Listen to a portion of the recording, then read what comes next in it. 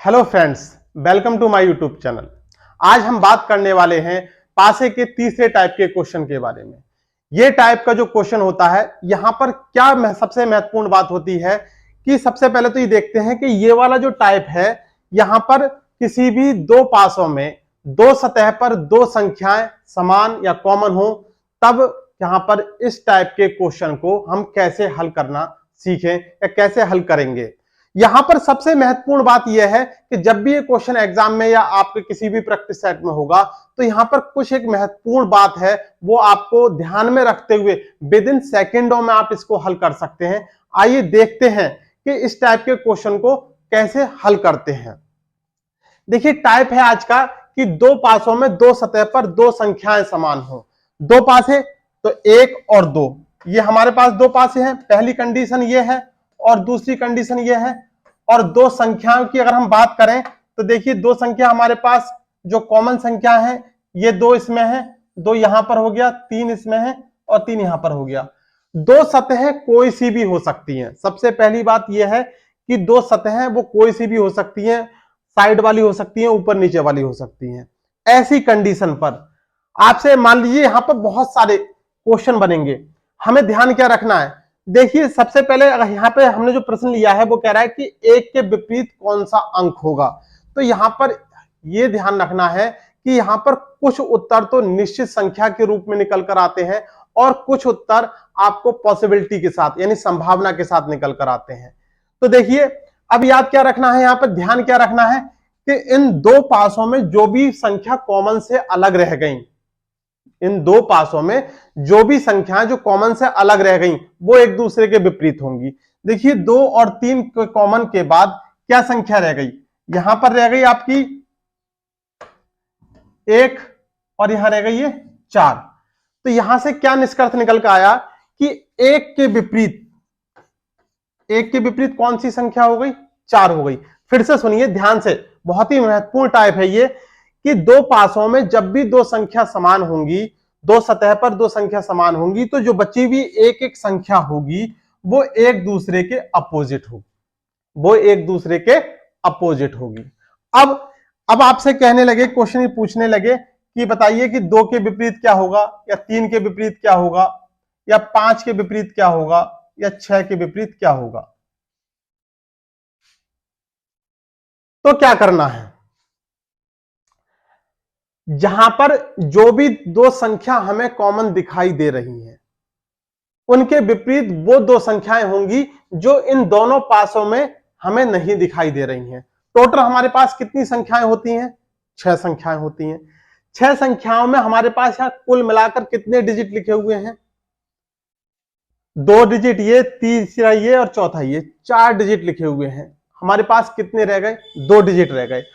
आपको ध्यान ये रखना है, आपसे पूछा जाए कि दो के विपरीत क्या आएगा या तीन के विपरीत क्या आएगा, जो दो संख्या यहां पर दिखाई दे रही है, सबसे महत्वपूर्ण बात बता रहे हैं इस क्वेश्चन की, यहां पर जो दो संख्याएं आपको दिखाई दे रही हैं उनके विपरीत वो दो संख्याएं होंगी जो हमें दिखाई नहीं दे रही हैं।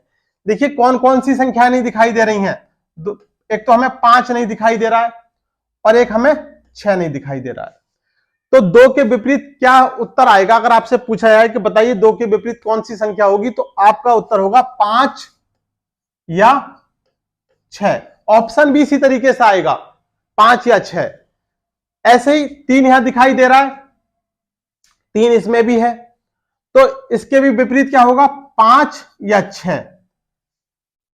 आपसे कहने लगे कि पांच, इन दो पासों की चित्रों को देने के बाद आपसे ये पूछने लगता है कि पांच के विपरीत कौन सी संख्या होगी।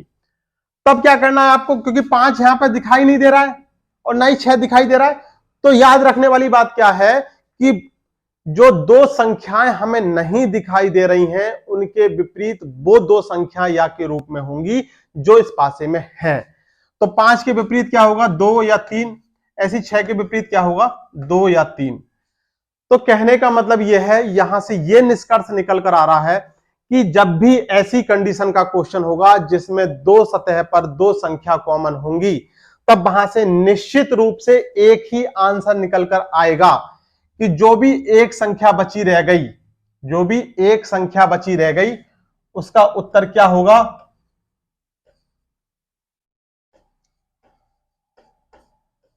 उसका उत्तर होगा निश्चित रूप से निकल कर आएगा।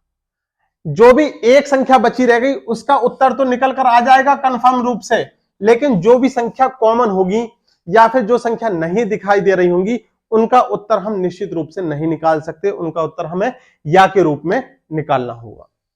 आइए इसका एक क्वेश्चन और देखते हैं।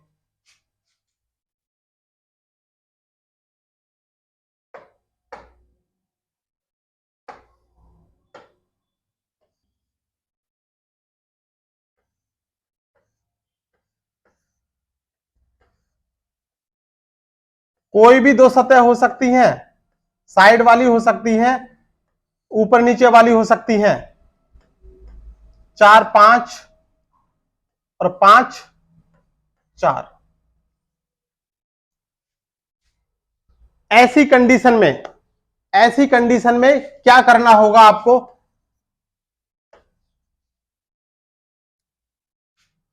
आपको देखिए यहां पर आपसे कहेगा कि 3 के विपरीत बताइए, 4 के विपरीत बताइए, 2 के विपरीत बताइए, किसी भी कोई भी टाइप का क्वेश्चन कह दे, आपको कुछ नहीं करना, सीधे यहां से जो जो निष्कर्ष निकाले जा सकते हैं वो निकालिए। देखिए जो संख्या कॉमन नहीं है उसको ही फोकस करना है, जो संख्या कॉमन नहीं है बस उसी को फोकस करना है। देखिए यहां क्या कॉमन है?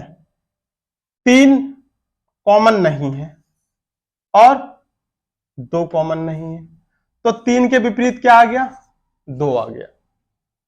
कॉमन वाली संख्या 4 और 5 है, तो 4 और 5 के विपरीत कौन कौन सी संख्या आ सकती हैं जो इन दोनों पासों को मिलाकर हमें नहीं दिखाई दे रही हैं? कौन कौन सी संख्या नहीं दिखाई दे रही है? 1 और 6। तो इसका उत्तर क्या हो गया? 3 के विपरीत पूछे तो 2, 4 के पूछे या 5 के पूछे तो 1 या 6। आपसे पूछने लगा कि 1 के विपरीत बताइए या 6 के विपरीत बताइए, तो आपका उत्तर क्या होगा? 4 या 5, 4 या 5। फिर से सुनिए, ध्यान से सुनिए कि इसमें करना क्या है। यानी जब भी दो पासों में दो सतह पर समान संख्या होंगी, दो समान संख्या होंगी, तो हमें जो बची हुई एक एक संख्या होगी दोनों पासों की वो एक दूसरे के अपोजिट संख्या होगी। यहां से निश्चित रूप से सिर्फ एक ही कंफर्मेशन के साथ एक ही उत्तर निकाला जा सकता है। बाकी सारे क्वेश्चन, बाकी सारी संख्याओं के उत्तर यहां पर संभावना के साथ दिए जाते हैं। बहुत ही महत्वपूर्ण टाइप था ये आज का। तो ये हमारा पासे का तीसरा टाइप था। उम्मीद करते हैं कि आपको ये टाइप बहुत अच्छे से समझ में आया होगा। अगर आप चैनल पर नए हैं तो जल्दी से चैनल को सब्सक्राइब करें ताकि हर नए वीडियो का नोटिफिकेशन आपको समय से मिले। आज के लिए बस इतना ही, जल्दी मिलते हैं पासे की नई वीडियो के साथ। धन्यवाद।